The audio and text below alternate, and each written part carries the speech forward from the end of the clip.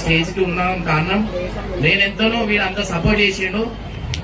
నేను నిజంగా అంటున్నా, వీడు స్కూల్లో వీళ్ళు స్కూల్ పోకపోయినా కానీ వాళ్ళు ఎంతైతే చదువుకొని ఉన్నాడో వాడు ఒక 2 days లో చదువుకొని చూపిస్తాడు. వీడు ఏదున్నా వీళ్ళ యాక్టివిటీస్ అన్నిట్లో పాటలు పాడతాడు, అన్ని ప్రతి ఒక్క ఎక్స్ట్రా యాక్టివిటీస్ వీళ్ళ దగ్గర ఉన్నాయి. అంటే దేవుడు అన్ని ఇచ్చిండు ఇంటికి, అది ఎట్లా ఇచ్చినేమో దేవుడు కానీ ప్రతి ఒక్కటి పాట పాడతాడు, రైటింగ్ అయినా ఉండని, మాటలైనా ఉండని, స్టడీస్ అయినా ఉండని, దేనికి అసలు భయపడదు. ఏంటంటే పిల్లలకి మనం నువ్వు చేయగలుగుతావు, నువ్వు చేయలేని ఏం లేదు, నువ్వు చేయగలుగుతావు అని ఎప్పుడు మనం పాజిటివ్ వైబ్స్ ఇస్తుంటేనే పిల్లలు ముందు పోతారు, తప్పుదారిలు పోరు. అండ్ పిల్లలకు అంటున్నా, మీరు ఎక్కువ టైం మీ పేరెంట్స్ తోనే కేటాయించండి. వాళ్ళకి మనం హెల్ప్ చేస్తూ ఉండాలి. ఎందుకంటే వాళ్ళ ఏజ్ కూడా మెల్లమెల్లగా అవుతూ ఉంటది, వాళ్ళు చాలా కష్టం అవుతుంది వాళ్ళకి పనులు చేసుకొని కూడా.